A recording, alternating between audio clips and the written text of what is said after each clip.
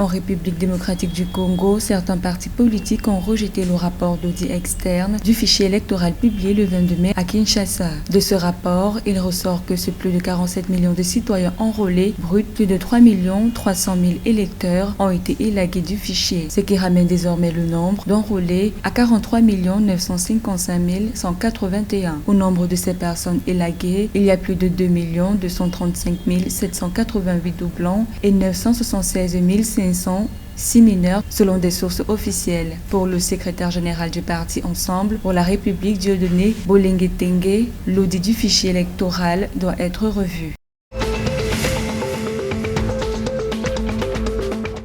Selon les données publiées par l'Institut national de la statistique de la Guinée équatoriale, l'inflation a atteint 5% à fin avril 2023, malgré une amélioration de 0,1% en glissement mensuel. D'après des experts, ces chiffres s'est plutôt aggravé de 3,5 points par rapport à la même période en 2022, où le même pays avait enregistré un taux d'inflation de 1,5%. Selon l'Institut national de la statistique, cette envolée du niveau général des prix a été causée par les coûts élevés de certains produits et services. Il s'agit principalement des produits alimentaires et des boissons non alcoolisées qui ont enregistré une progression de 5,3% à fin avril 2023 comparé à 1,4% à la même période en 2022, soit une marge de 3,9% de plus.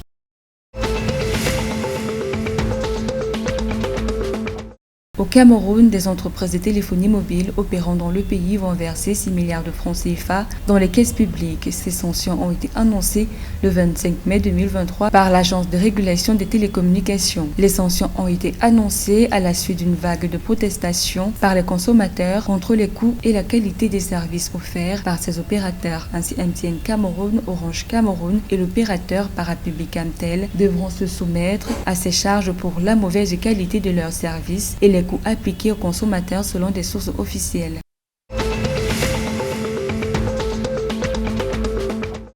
D'après le comité de pilotage et de suivi des pipelines, le pipeline Tchad-Cameroun a généré 12,12 milliards de francs CFA au trésor public camerounais entre janvier et avril 2023. Ce montant, qui est en hausse de 0,33% par rapport à la même période en 2022, représente la redevance payée pour le transit du pétrole tchadien sur le sol camerounais. Selon le CPSP, la qualité de brut ayant transité a également progressé de 13 000 barils puisque les volumes enlevés au cours des 4 premiers mois de 2022 culminait à 15,1 millions de barils.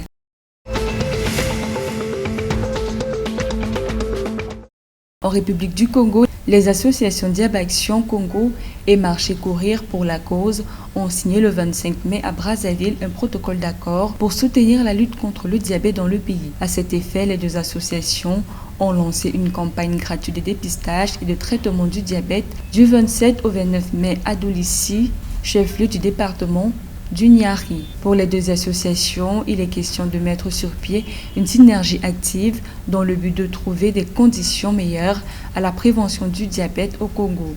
Selon les chiffres officiels, le taux de prévalence du diabète au Congo est évalué à 7% de l'ensemble de la population.